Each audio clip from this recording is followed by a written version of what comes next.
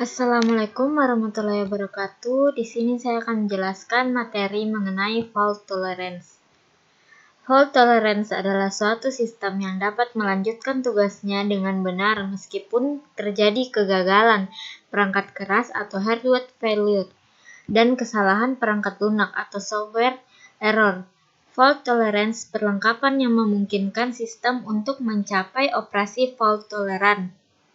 Istilah fault tolerant computing menggambarkan proses pelaksanaan perhitungan seperti yang dilakukan komputer dalam cara fault tolerant. Konsep fault tolerance menjadi semakin penting dalam dekade belakangan ini karena bertambahnya penggunaan komputer dalam aspek vital kehidupan hampir semua orang. Komputer tidak lagi terbatas digunakan sebagai kalkulator serbaguna di mana kesalahan yang dihasilkan dapat mengakibatkan lebih dari sekedar frustasi atau kerugian waktu. Bahkan komputer sekarang digabungkan dalam bidang komersil, sistem kontrol penerbangan pesawat militer, pengontrol industri, aplikasi antariksa, dan sistem perbankan. Dalam setiap aplikasi, kesalahan kerja komputer dapat merusak catatan keuangan, keselamatan lingkungan, keamanan nasional, bahkan nyawa manusia. Singkatnya, fault tolerance menjadi lebih penting karena fungsi komputer dan sistem digital lainnya menjadi lebih kritis. Untuk mewujudkan fault tolerance, sistem harus bisa mendeteksi kegagalan dan melakukan tindakan dengan dasar sebagai berikut. Yang pertama, mask the fault atau menutupi kegagalan. Tugas harus dapat dilanjutkan dengan menurunkan kinerja tapi tanpa terjadi kehilangan data atau informasi. Yang kedua, file graceful.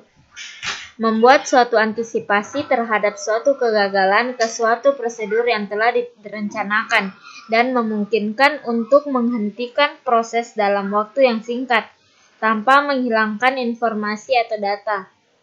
Kemungkinan penyebab fault dapat dihubungkan dengan permasalahan pada 4 bidang dasar, yaitu spesifikasi, implementasi, komponen, dan faktor luar. Berikut jenis-jenis redundansi. Yang pertama, redundansi hardware.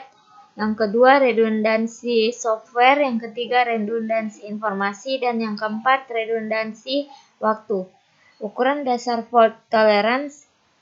Ukuran yang digunakan untuk mengukur fault tolerance adalah kehandalan atau reliability dengan ketersediaan atau availability. Kendala secara konvensional dinyatakan dengan R atau T adalah probabilitas atau sebagai fungsi dari waktu T bahwa sistem telah aktif terus-menerus dalam interval waktu 0, T. Ukuran ini cocok untuk aplikasi di mana gangguan sesaat dapat berdampak pada biaya yang tinggi. Salah satu contohnya adalah komputer yang mengendalikan proses fisik seperti pesawat yang jika gagal akan mengakibatkan bencana. Adapun teknik-teknik fault tolerance yaitu fault tolerance dapat dicapai dengan banyak teknik. Tentu saja fault masking adalah salah satu pendekatan untuk mentolerir fault yang terjadi. Pendekatan lainnya adalah mendeteksi dan melokasikan fault yang terjadi dan rekonfigurasi sistem untuk mengganti komponen yang rusak. Jika teknik rekonfigurasi digunakan, perancang harus memperhatikan proses-proses berikut ini. Yang pertama, fault detection.